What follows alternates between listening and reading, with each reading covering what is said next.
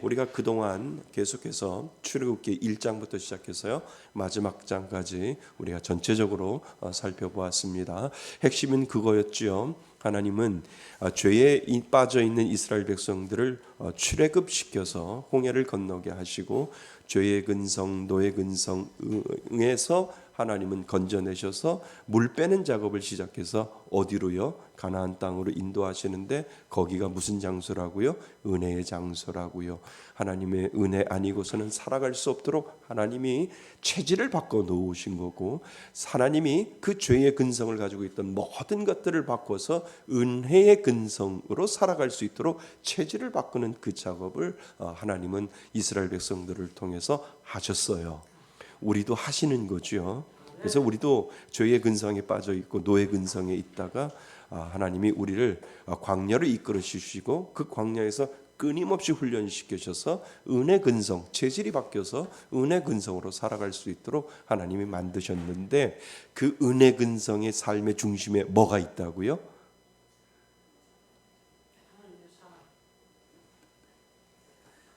뭐가 있다고요? 교회가 있다고요. 교회가.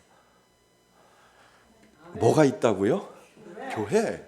그래서 하나님이 성막에 대해서 그렇게 관심을 갖고 그렇게 집중하셔서 성막, 너희들 성막, 이동식 성막을 통해서 너희들이 이동할 때마다 성막을 짓고 거기에 내가 거할 것이다 말씀하셔서 너희들의 삶의 중심이 어디라고요? 교회라고요. 예배라고요. 예배. 너희들이 예배를 빠지면 너희들은 죄의 근성에 빠질 거야. 그러니까 어떻게든지 교회에 나와서 예배드리고 교회에 나와서 조금이라도 한 번이라도 더 성막에 오면 너희들은 노예 근성을 생각하지 아니하고 무슨 근성? 은혜 근성에서 너희들이 살아갈 거야. 이것이 출애굽에 대한 주제예요. 출애굽에 대한 주제. 그래서 좀 이 정도 출애굽기 아세요? 그러면 내가 공부했는데 그거 노예 근성에서 빠져가지고 은혜 근성으로 하나님이 물 빼는 작업했는데 체질이 바뀌어. 예수를 믿으면 이 정도는 좀 하셔야죠. 까마귀가 막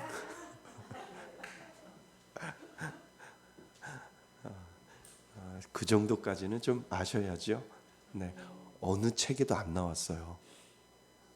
우리 성도들만 아는 거예요.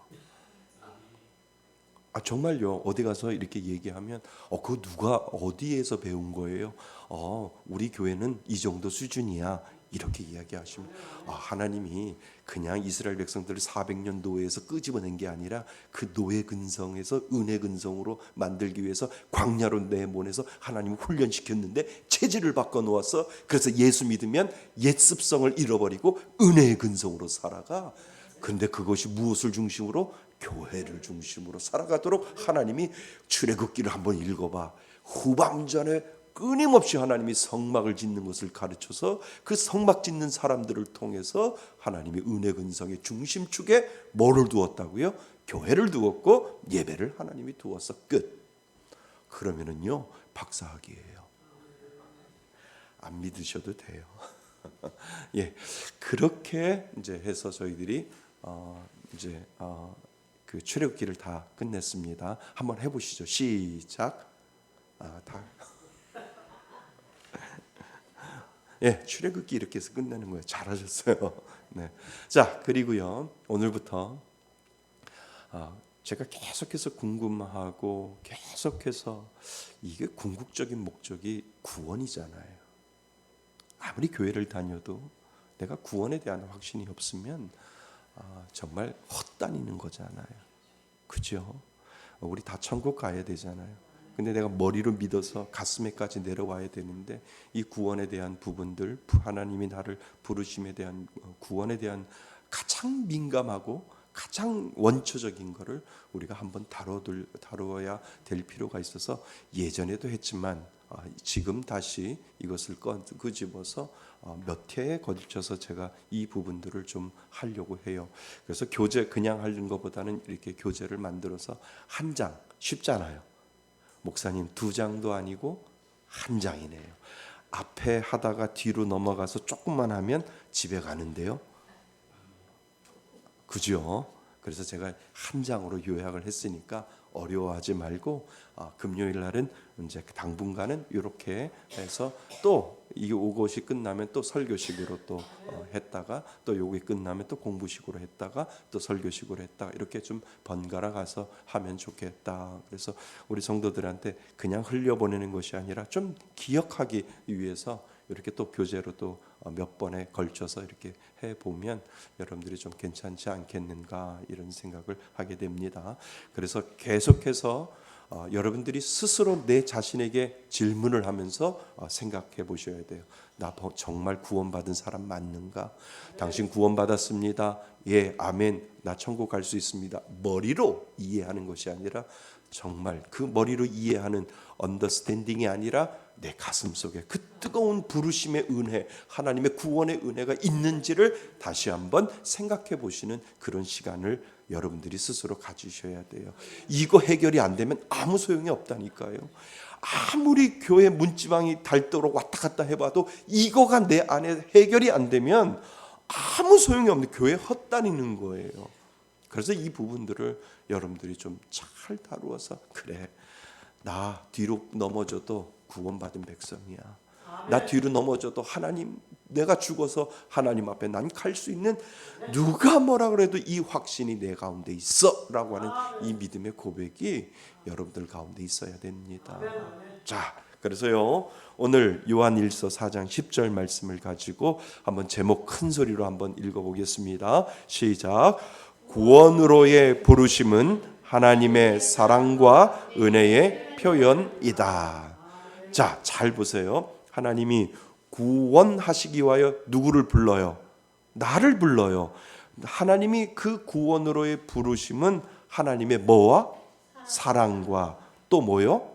은혜의 하나님의 표현이에요. 이해되세요? 다시 한번, 구원으로의 부르심은 누가 불러요? 나를 부르시는 거예요. 나를 부르시는 그 이유는 하나님의 뭐요? 사랑과 은혜의 표현이라는 거예요. 그거 받은 거예요. 내가 정말 예수 믿고 내가 구원에 대한 확신이 있으면 하나님이 나를 사랑하는 것고 하나님이 나에게 은혜 주신 거예요. 그 사랑 누구나 받는 것이 아니라 구원받은 자에게 하나님이 주신 것이 있는데 하나님의 사랑이고요, 구원받은 자에게 주신 것이 있는데 하나님의 은혜다라고 하는 거예요. 은혜는 선물이잖아요. 그러니까 예수를 믿으면 우리는 선물 받은 자예요. 세상에 어떠한 것들을 다 가진다 할지라도 이 선물이 없으면 아무 소용이 없는 거예요. 그죠?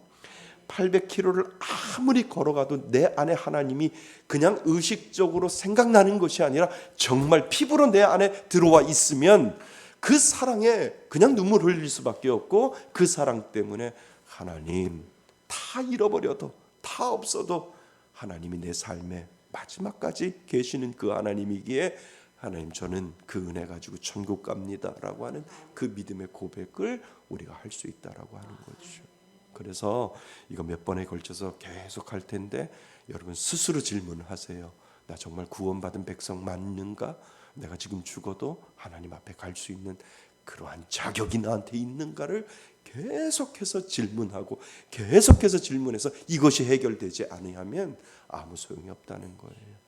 해결되기를 원합니다. 네. 배워서 구원받는 것이 아니고요, 하나님의 사랑이 내 안에 오는 것이 확증돼서 conviction, 확신이 되어서 나 하나님이 주시는 그 구원의 은혜가 내 가운데 있어 라고 하는 그 믿음의 구원이 있으면 마지막 죽을 때까지 딴소리 안 한다니까요.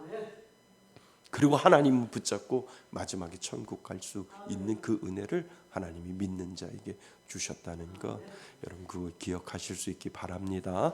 예, 그래서 한 장이라서 길지 않습니다. 하나하나 공부해 보겠습니다. 하나님은 죄인들을 구원해 주어야 할 어떤 의무도 없습니다.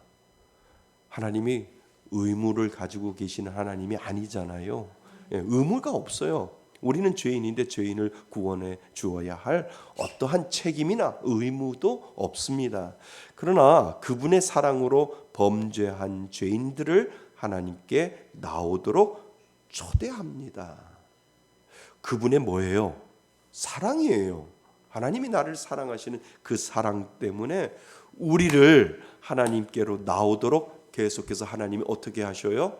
초대하시는 거예요. 그러니까 예수를 왜 믿게 되는 거를 여러분 가만히 생각해 보세요. 계속해서 하나님은 누군가를 통해서 계속 초대하시는 거예요. 하나님이 계속 누군가를 통해서 너 예수 믿어야 돼. 한번 교회 나오세요. 예수 교회 한번 나와서 예배 한번 드려보세요. 이 모든 것들은 하나님이 누군가를 통해서 누군가를 시켜서 그 사람을 어떻게 해요? 계속해서 초대하는 거예요. 초대하는 거예요. 그 초대받은 것이 은혜라니까요.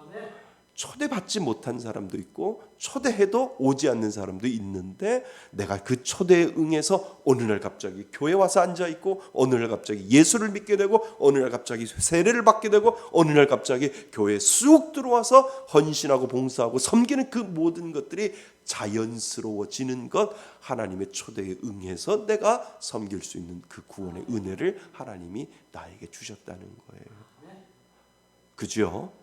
그러니까 나는 예수를 벌써 이미 믿고 그 사랑에 초대되어서 하나님의 사랑으로 섬기고 봉사하는 것을 너무 기쁨으로 여기는 것, 그거 은혜 중에 은혜라는 거예요. 아직도 그 자리에 들어오지 못한 사람들이 얼마나 많이 있는데요. 그런데 하나님 그렇게 그 자리로까지 여기까지 오게 한 것 꺼리낌 없이 내가 이 자리에 자연스럽게 들어와서 하나님의 은혜를 경험하고 하나님 앞에 섬기고 봉사하는 것 자연스럽게 내 마음을 만들어 주신 것 하나님의 은혜입니다라고 고백할 수 있을 때 하나님의 그 부르심에 나는 응답하였구나라고 하는 것을 우리는 알게 되는 거죠. 여러분이 정말 예수 믿으면 어느 순간에 하나님이 계속해서 초대하는 그 초대에 응함을 받았다라고 하는 거예요. 목사님 저는 20대 때 응함을 받았어요. 목사님 저는 30대 때 은혜 받았어요. 그냥 진탕 부어라 마시라 먹고 살았는데 어느 날 갑자기 하나님이 나를 부르셔서 그 모든 것들이 다 배설물로 생각하고 주께로 돌아오는 귀한 하나님의 자녀 되었습니다라고 하는 그 믿음의 고백을 우리가 할 수 있게 되었다라고 하는 거죠. 이것이 은혜인 줄 믿습니다. 그래서 하나님은 지금도 수많은 사람들을 계속해서 초대하는 거예요. 주께로 돌아오라, 주께로 돌아오라. 많은 사람들을 통해서 주께로 초청하는 하나님의 자녀들에게 너는 태초에 나는 너를 지명하여 불렀으니까 나의 초대에 응해라라고 하나님이 말씀하신다는 거예요. 그래서 가끔 그런 얘기 들어보셨어요? 왜 이제 왔어요? 아니 예수 믿고 세례 받고 정말 교회 다니는 사람한테 이렇게 이야기하는 사람, 이왕 올 거 빨리 오지. 이런 얘기 못 들어보셨어요? 못 망거져, 그죠? 못 망거져, 다 망거져. 부어라 마셔라, 이빨 다 상해, 그죠? 위는 빵꾸 나는 대로 빵꾸나, 폐는 폐대로 다 시커멓게 가지고 주께로 돌아오는 사람들이 얼마나 많아요. 그때 왜 이제 왔냐고 그러잖아요. 왜 웃어요? 그렇잖아요. 아유 참 다 그런데요. 순례길을 걸어 보니까 배낭이 무겁잖아요. 내려놔야 되는데 이 배낭이 욕심이 무게라고 제가 말씀드렸잖아요. 안 내려놔요. 아까운데요. 팬티 3장 가지고 왔는데 2장 버려야 되는데 아깝던데요. 런닝 3장 가지고 왔는데 2장 버리고 1장 가지고 와야 되는데 아깝던데요. 그런데 아프니까 내려놓더라고. 무릎이 아프니까 내려놓더라고. 무슨 말씀인 줄 아세요? 내가 아파봐야 주께로 돌아온다니까요. 그러니까 하나님이 그것도 이용하시는 거예요. 하나님이 그것도 우리들에게 그래 너 충분히 아파봐야, 충분히 부어라 마셔라 먹어라 해야 폐가 시커매져 봐야 아유 하나님 주께로 돌아오겠습니다라고 하는, 그래야 다시는 안 돌아가거든요. 그래서 하나님이 그런 것들도 다 준비하셔서 초청하시는 그 하나님의 은혜가 분명히 그 가운데 있다라고 하는 거지요. 그래서 지금을 사랑하라는 거예요. 하나님, 그 과정도 하나님께서 다 예비하셔서 그 어려운 아픔의 어려움의 과정이 아니었으면 제가 주께로 돌아오지 아니했고 제가 다시 백하지 아니할 수 있는 귀한 마음을 하나님께서 주신 것은 하나님이 나를 사랑하시는 증거이군요 라고 하는 그 고백을 우리가 할 수 있게 된다라고 하는 거지요. 그 은혜 다 있으시지요. 그래서 돌아가라 해도 안 돌아가는 거예요. 나는 지금이 좋아. 하나님의 은혜가 좋아. 오늘도 기도하고 좋고 찬양해도 좋고 말씀 들어도 좋고 말씀 읽어도 좋는 이 좋은 거를 내가 버리고 어떻게 세상으로 내가 나갈 수 있어? 그것이 하나님이 나에게 주신 은혜를 초청에 대해서 내가 응답하고 그 확신을 가지고 세상의 어떠한 잡기보다도 세상의 어떠한 가무보다도 하나님이 나의 삶의 전부야 라고 하는 그 믿음의 고백을 우리가 할 수 있게 되었다라고 하는 거죠. 이것이 은혜인 줄 믿습니다. 그래서 수고하고 무거운 짐진 자들아 다 내게로 오라 내가 너희를 쉬게 하리라 라고 하시며 계속 하나님 어떻게 하신다고요? 초청하시는 겁니다. 그죠? 아직 예수를 믿지 않는 사람들도 하나님은 당신의 자녀들에게 계속해서 초청하게 되는 거죠.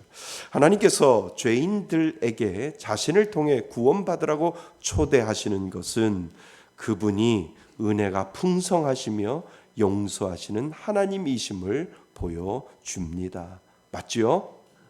하나님은 은혜가 풍성하시고 용서하시는 하나님이심을 우리들에게 보여주시는 거죠.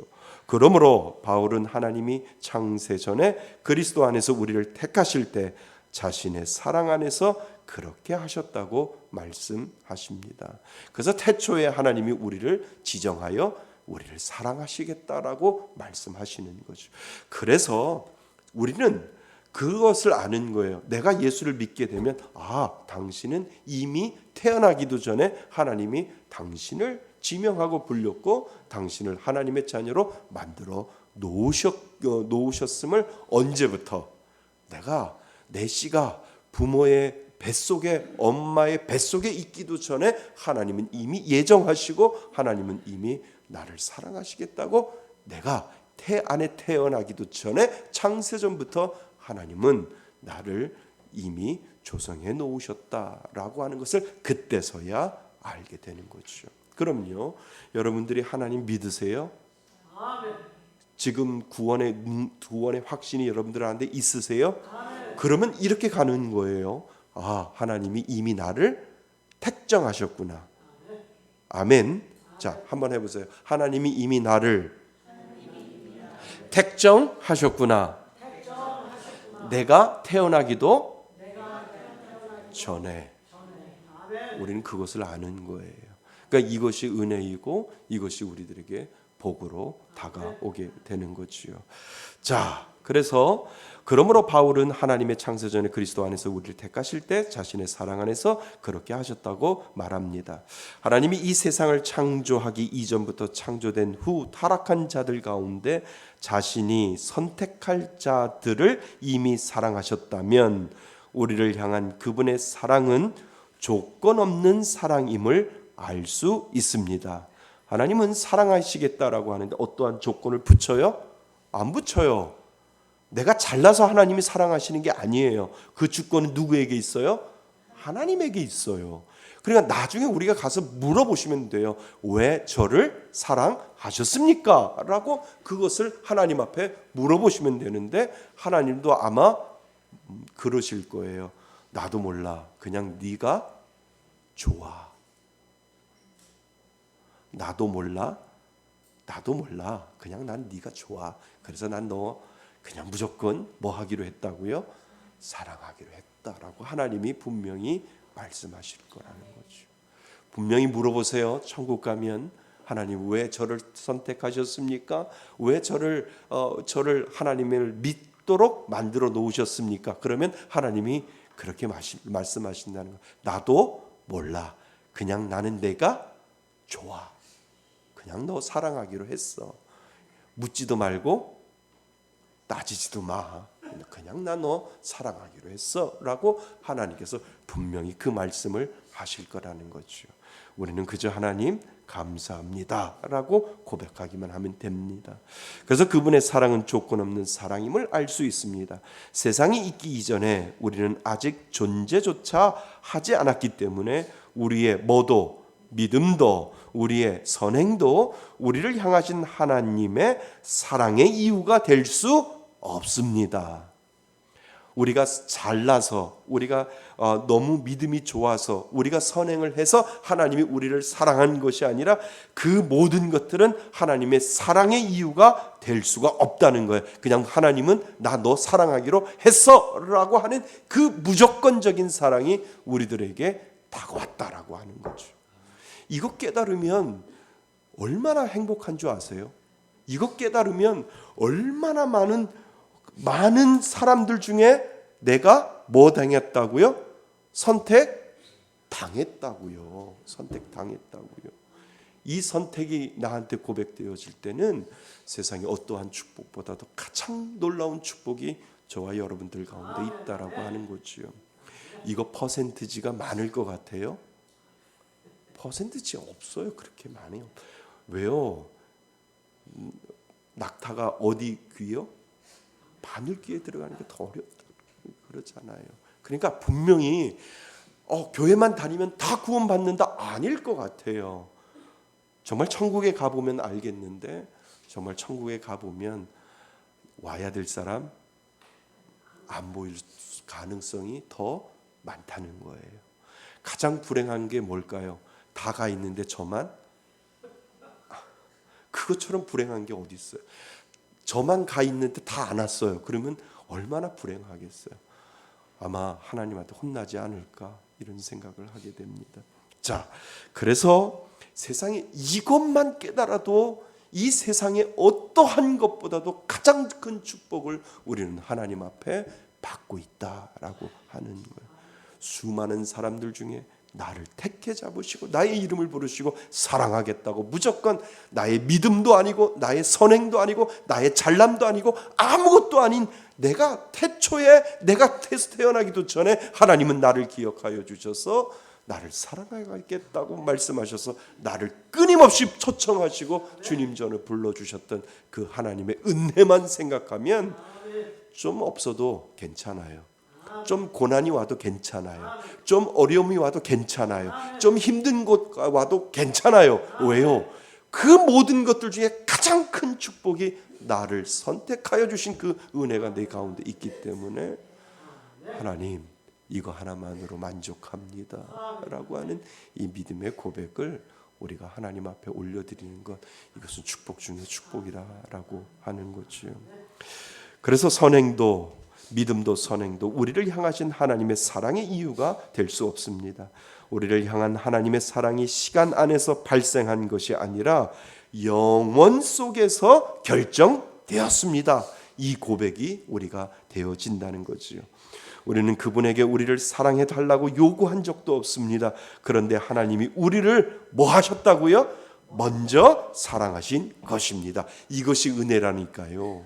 이것이 선물이라니까요. 이것이 하나님의 축복이라고 하는 거지요.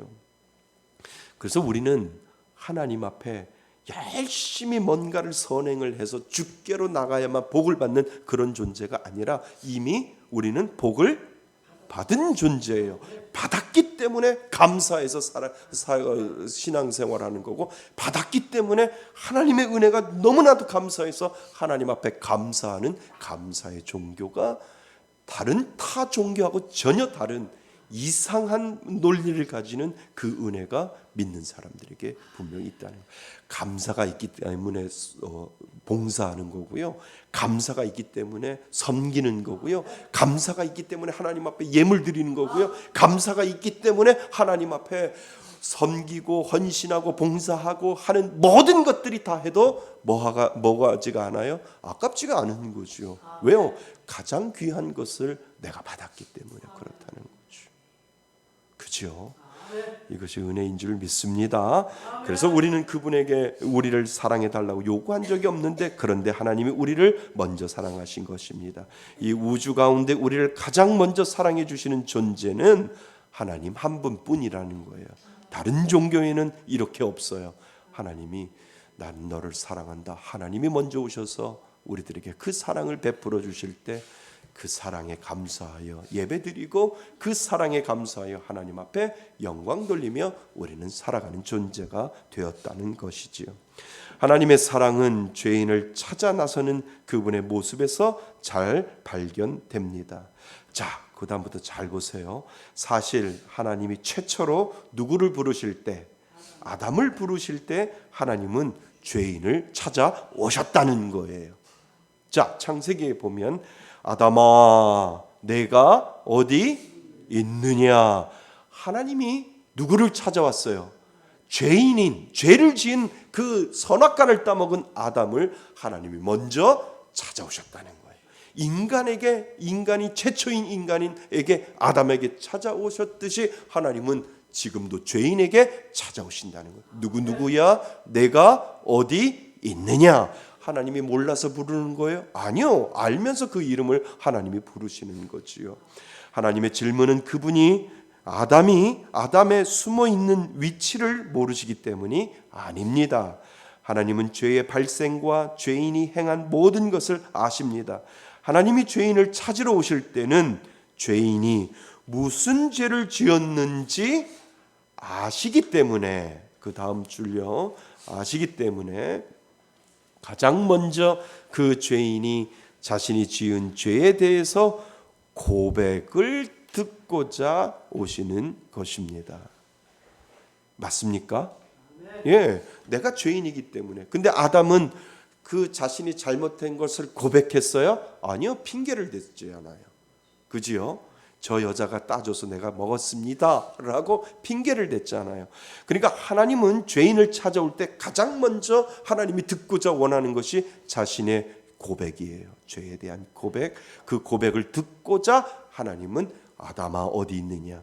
여러분들을 하나님이 부르실 때 누구야? 내가 어디 있느냐? 그래서 어디 숨어 있는지 몰라서 그런 것이 아니라 하나님이 부르시는 이유는 무엇이냐면, 하나님 저는 죄인이로소이다 라고 하는 이 믿음의 고백, 이 고백을 하나님이 듣고자 내가 어디 있느냐, 아담을 부르듯이 하나님 믿는 자를 부르게 된다는 거죠. 이거 얼마나 중요한지 몰라요? 이거 정말 중요해요. 제가 그 다음에 알려드릴게요. 그리고 그 고백과 회개가 있을 때 그에게 무슨 길을 알려주셔요?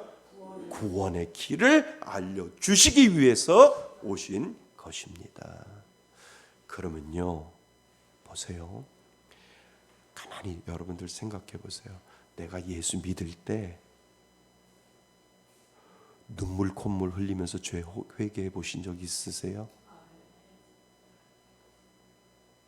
눈물 콧물이 죄의 회개의 아주 가장 근본적인 원인이 될 수 없어도, 하나님이 죄인을 찾아올 때 가장 중요한 것은 내가 지었던 모든 죄들이 고백되어져야 되는.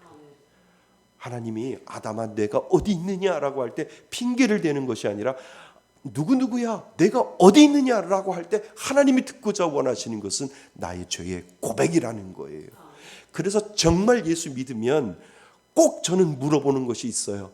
어느 순간 예수를 믿기 전 때 그냥 교회 왔다 갔다 하는 것이 아니라, 어느 순간에 예수를 믿고자 하는 그 순간에, 어느 순간에 내가 죄가 고백되어지고 눈물 콧물을 흘리지 않더라도 내 마음속에 하나님 내 죄 때문에 하나님 내 안을 용서해 주옵시고, 하나님 내 죄 때문에 하나님 앞에 정말 부끄러워서 못 살겠습니다라고 할 정도로 이 죄의 고백이 있지 아니하면 구원의 확신을 다시 한번 생각해 보셔야 된다는 거예요.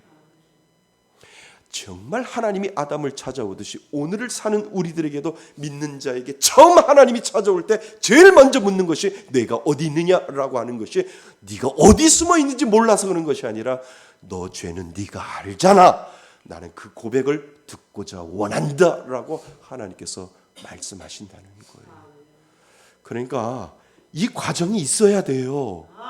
정말 이 과정이 없으면 하나님은 구원의 길을 소개시켜 주지 않아요. 죄인된 자에게 그 죄인을 죄가 맑게 씻어 주어야 하나님은 그 구원의 길로 인도하는데, 그 죄가 여전히 가지고 있다라고 한다면 다시 한번 생각해 보셔야 된다는 거예요.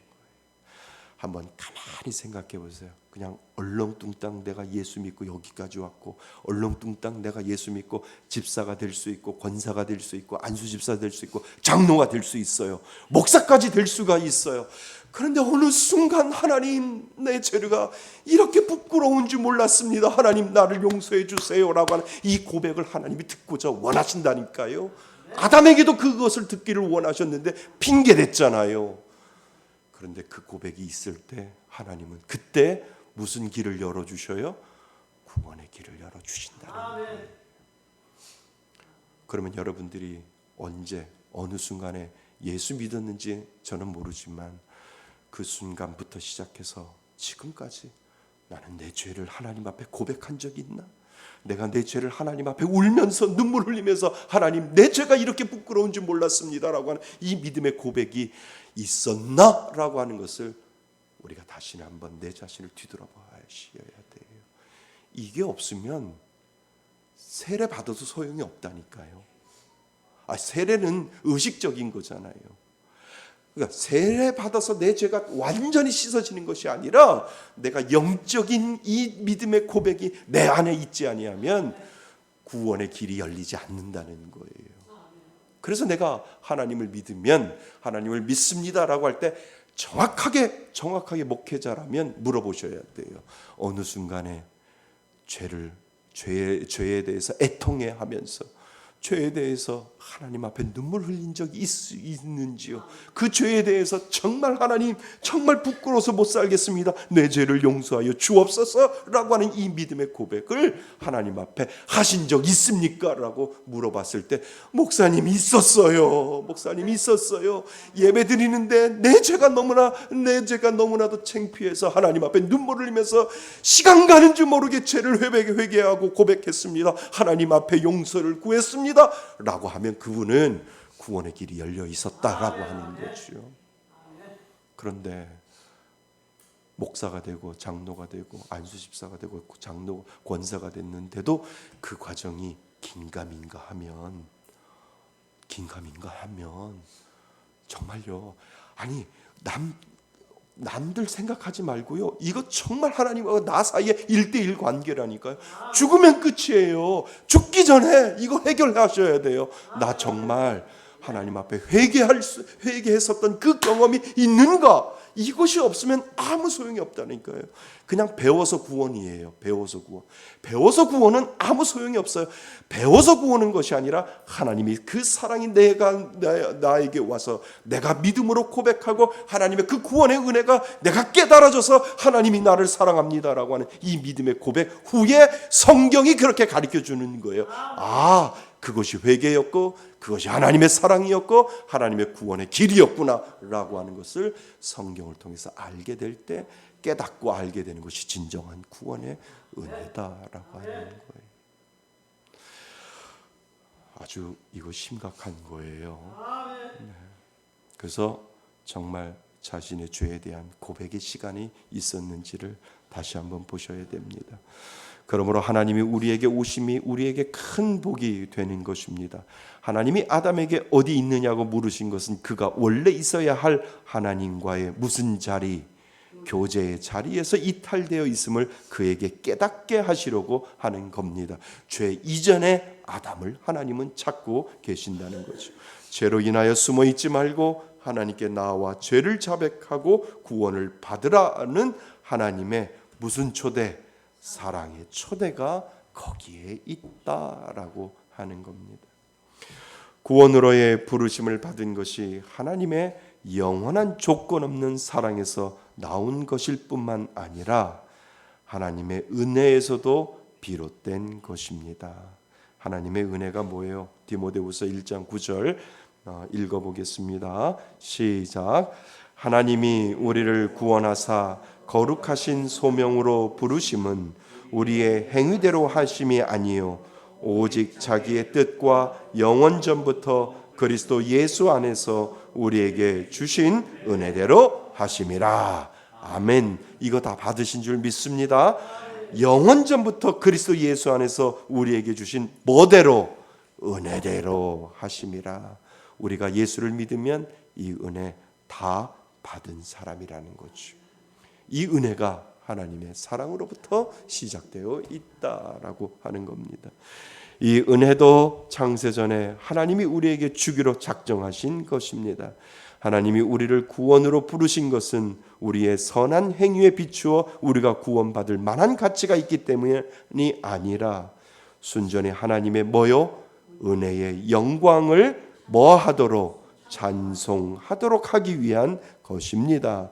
그러므로 우리는 영원하며 무조건적인 하나님의 사랑과 은혜에 근거한 이 구원으로의 부르심에 믿음으로 응답하여 심판을 면하고 영생을 얻어 하나님의 자녀로서 살아야 합니다. 하나님은 계속해서 우리를 부르셔요. 믿지 않는 자들 중에 하나님이 선택한 자를 하나님이 부르실 때 그 사람은 믿음으로 하나님 앞에 뭐 해야 돼요? 응답하셔야 되는 것을 우리들에게 가르쳐주고 있다라고 하는 거죠. 여러분들이 예수 믿으면 그 과정을 다 겪으셨다는 거예요. 죄의 고백을 통해서 구원의 길이 열리고 하나님 나 같은 자를 사랑하여 주셔서 하나님의 자녀 삼아 주시니 감사합니다. 이 믿음의 고백을 우리는 하게 된다는 거죠. 자, 결론. 그래서 우리는 늘 기억해야 합니다. 여러분은 하나님의 은혜 안에서 믿음으로 구원을 받았습니다. 믿음은 내 거예요? 아니요. 믿음도 누구 거예요? 하나님 거. 제가 말씀드렸잖아요. 믿음 가지세요. 아니요. 하나님이 주셔야 그 믿음도 생기는 거예요. 왜요? 하나님이 그 믿음도 주권적으로 하나님의 은혜로 되어 있기 때문에 하나님의 은혜 안에서 믿음으로 구원을 받았습니다. 여러분 스스로는 자신을 뭐 할 수 없어요? 구원할 수 없습니다. 구원은 하나님의 선물입니다. 또한 착한 행동으로 구원받는 것이 아니라 아무도 자랑할 수 없습니다. 왜요? 우리의 선행으로 구원받는 것이 아니라 하나님이 너는 자랑할 게 없어. 나는 그냥 무조건 너를 뭐 했다고요? 사랑했다라고 하나님께서 말씀하시는 거죠. 나의 구원하심은 하나님의 사랑과 은혜의 표현임을 오늘도 감사드려야 됩니다. 이 은혜 있으시지요? 이 은혜 있기를 바랍니다. 이 은혜로 정말 내 자신을 뒤돌아보면서 정말 나에게 그 은혜에 고백하는 그 고백이 있는지를 다시 한번 생각하실 수 있기를 바랍니다. 자, 우리 제목 한번 큰 소리로 읽고 우리 기도의 자리로 나아갑니다. 시작. 구원으로의 부르심은 하나님의 사랑과 은혜의 표현입니다. 아멘. 구원으로의 부르심은 하나님의 사랑과 은혜인 줄 믿습니다. 하나님이 나를 사랑하시고 나에게 은혜 주시는 그분 때문에 우리는 예수 믿게 되었다라고 하는 것 잊지 마시기를 바랍니다. 그 은혜로 승리하시는 저와 여러분이 되시기를 주님의 이름으로 축원드립니다. 예.